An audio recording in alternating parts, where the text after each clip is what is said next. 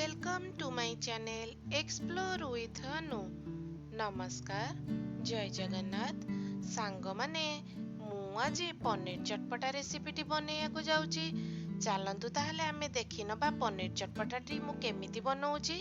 पनीर चटपटा बनैया पई मु एटी पनीर को एई भली स्क्वायर साइज रो छोट छोट करी काटी नै जाईची।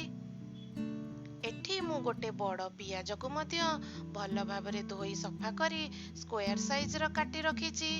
गोटे बड़ कैप्सिकम को मध्य सेई भली स्क्वायर साइज रे काटी नै जाईची। एठी छोट खंडे अदा को सरू सरू लंबा आकार रे काटी रखिची। मु 5 रु 6 कुला रसुण को मध्य एई भली सरू सरू लंबा आकार रे काटी रखिची। 3 रु 4 टी कंचा लंका मध्य नै जाईची। किछि हळदी गुंड, लूण ओ लंका गुंड नै जाईची। एठी मु किछि गोलमरीच गुंड, किछि चिली सॉस, किछि सोया सॉस ओ किछि टमाटो सॉस मध्य नै जाईचे। चालंतु ताहले सांग माने देखि नबा।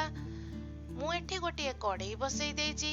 कड़ाई रे मु 5 रु 6 चामच रिफाइन तेल देई देइची। एबे तेल को आमे किछि समय गरम हेबा पई छाडी दउचे। देखंतु सांग माने तेल आमर धीरे धीरे गरम होई गलानी। एबे आमे आगरु कटा जायथिबा पनीर को सेई तेल रे पकाई भल भाबरे छाणी नै जिबा। देखंतु एठी मु किछि पनीर को सेई तेल रे पकेई देली।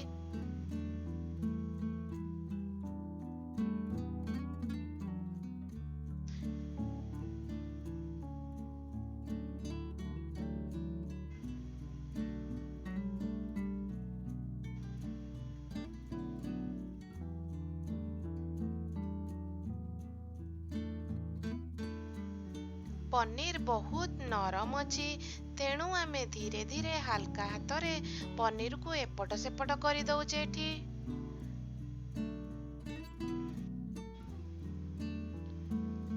आपण माने भी पनीर को एही परि भाबरे धीरे धीरे हल्का हाथ रे भाजी नेबे। देखंतु मु किमिति एठी बहुत धीरे धीरे पनीर को टिके एपट सेपट करि दउची।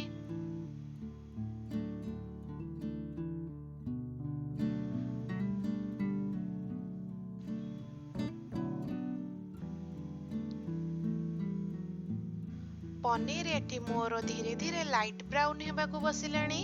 देखंतु पनीर मोर धीरे धीरे भाजी हेई आसी गलानी। पनीर को एई परी आमे आउ किछि समय भाजी नबा। पनीर एबे हमर गोल्डन ब्राउन हे गलानी। एबे आमे पनीर को गोटिए पात्र को काढी नै जाउचे।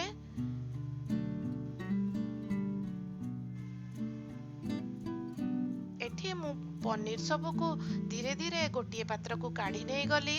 देखंतु पनीर केते सुंदर देखा जाउची। पनीर को मु एई भली सब फ्राई करी रखी देइची।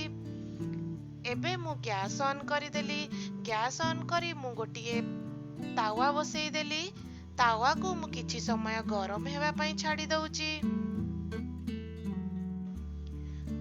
तावा एठी मोर गरम हो जाइची। मु सेथिरे 2 चामच रिफाइन तेल देई दउची। तेल को मध्य किछि समय गरम हेबा पई छाडी दउची। तेल गरम हे जिबा परे मु सेथिरे कटा कच्चा लंका को मध्य पकेई देइची। लंका को किछि समय भाजिया परे सेथिरे मु अदा को पकेई दउची। अदा को मध्य मु भल भाबरे एठी भाजी नै जाउची। एबे आमे रसुण को मध्य पकाई भल भाबरे भाजी नै जिबा।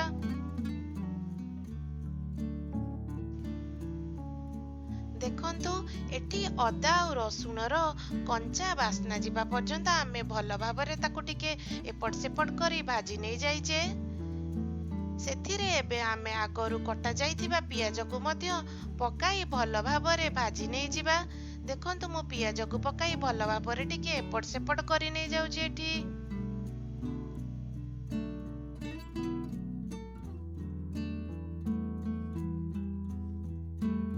पियाज एठी जल्दी भाजी हे जिबा पई मु सेथिरे किछि लूण पकेई दउची। एबे आमे भल भाबरे टिके एपट सेपट करी मिसई दबा।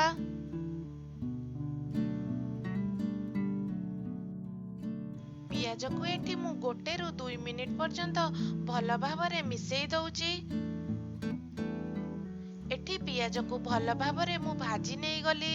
पियाज भल भाबरे भाजी होई गला परे मु सेथिरे आगुरु कटा जाइथिबा कैप्सिकम को एबे पकेई देबी। कैप्सिकम को पकेई मु भल भाबरे पियाज और कैप्सिकम को भाजी नहीं जीबी।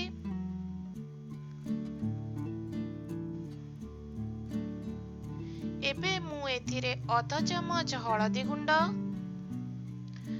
अध चामच लंका गुंड,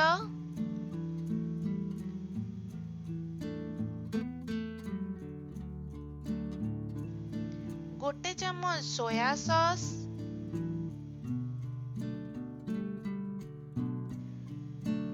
दुई चामच चिली सॉस,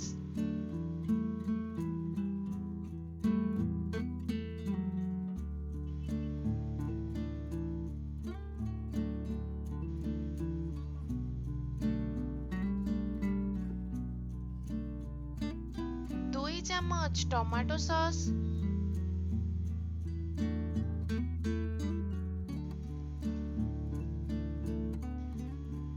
ए सब को पकाई मु भल भाबरे एठी मिसेई दउची।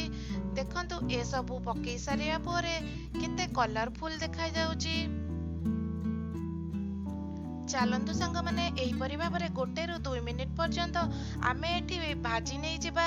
एबे आमे फ्राइड पनीर को पकेई भल भाबरे ए सब को मिसेई दबा। देखंतु एठी पनीर को पकेई मु भल भाबरे भाजी नहीं गली। एबे स्वाद अनुसार किछि लूण पकेई देली। ए सब को भल भाबरे मु 1 रु 2 मिनिट पर्यंत भल भाबरे भाजी नहीं गली। पनीर चटपटा एठी मोर ऑलमोस्ट रेडी हे जाईची। सांग माने मु एठी किछि गोलमरिच गुंड नै जाईतिली। एबे मु किछि गोलमरिच गुंड पकेई दउची। गोलमरिच गुंड पकेई सारिया परे मु एहा को भल भाबरे टिके मिसेई दउची। पनीर चटपटाटी एठी मोर रेडी हे गलानी। एबे आमे आगरु कटा जाइथिबा धनिया पत्र को पकाई गार्निशिंग करि नबा। पनीर चटपटा तो मोर एठी रेडी हे गलानी। चलंतु एहा को आमे सर्विंग बाउल को काढी नै जिबा। सांग माने पनीर चटपटाटी हमर खूब कम समय रे प्रस्तुत होई जाईची। सांग माने एही पनीर चटपटाटी आमे रुटी नान किंबा भात सहित खाइबा पई बहुत भल लागिताए। आपण माने मध्य एही परिवारे बनाई देखंतु आ मते निश्चय कमेंट करंतु जे आपण मानको केमिति लागिला।